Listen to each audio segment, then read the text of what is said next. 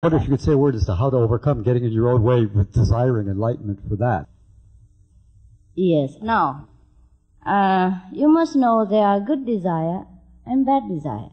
For example, you have stomach ache, yeah? Or you have cancer or whatever, and it pains you every day, yeah? You are going through a lot of pain and suffering. And now you go to the hospital. What does the doctor do?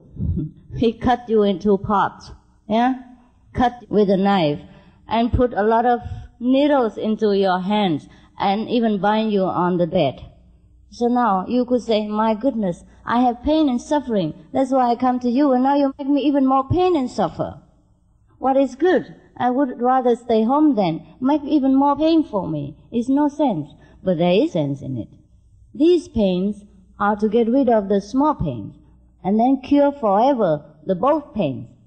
The pain that you suffer under the hands of the surgeon and the doctors and the needles are not the forever pain. This is temporary pain, and it is necessary to cure the pain altogether. Similarly, the desire for enlightenment is the most noble in the universe, and use the most noble one to suppress the lowlier desire, to replace it, in order both desire will be gone. Whether you want or not, human beings always desire enlightenment. The minute you are in suffering, the minute you look at the universe, you say, geez, who made all this? Where have I come from? This is the natural tendency of man to want enlightenment. It is just like the natural tendency for us to eat when we are hungry.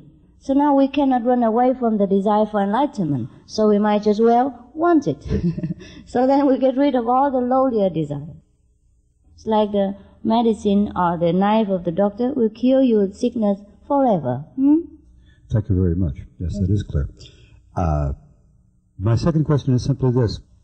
You've spoken of the experience of the Buddha nature, and you've likened it to a state of consciousness.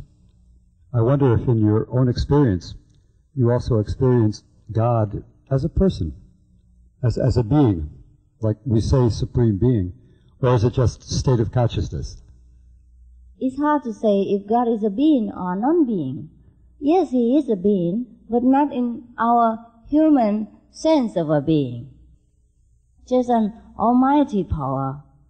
We can call that a being. And we can also call that as a non-being. According to our human standard, He is a non-being. But according to the higher experience and wisdom, He is a being in a different sense. There are many kinds of beings in this universe. There are inert beings, there are sentient beings, non-sentient beings, visible beings, and non-visible beings. So God can be categorized as invisible beings. But do not feel attached for just a being, some kind of a lump of something, or concentrated, some form. No. It's difficult to say so. You can only experience God or Buddha nature. You could not talk about it. That is the difficulty with all the masters and all the enlightened people. Otherwise, everybody can understand in a minute. The best way to understand is to have that kind of experience ourselves, and which I will offer to you with no cost, no obligation, but your sincerity. Thank you very much. Hi, how are you? I have 3 questions. Yes? Okay, the first question is, what is the truth of the universe? It is hard to say it in one word, or 2 words, but it's like this. The truth represents our real self, our own true worth, or we mean the kingdom of God, or the greatest wisdom, which we have and we do not use at the moment. So what we say, truth and false, is, for example, like this. Now we see the world around us and experience many things in our daily life. And these things, we think, are they true? They happen to me. I see it with my own eyes and hear with my own ears and experience with my own intelligence.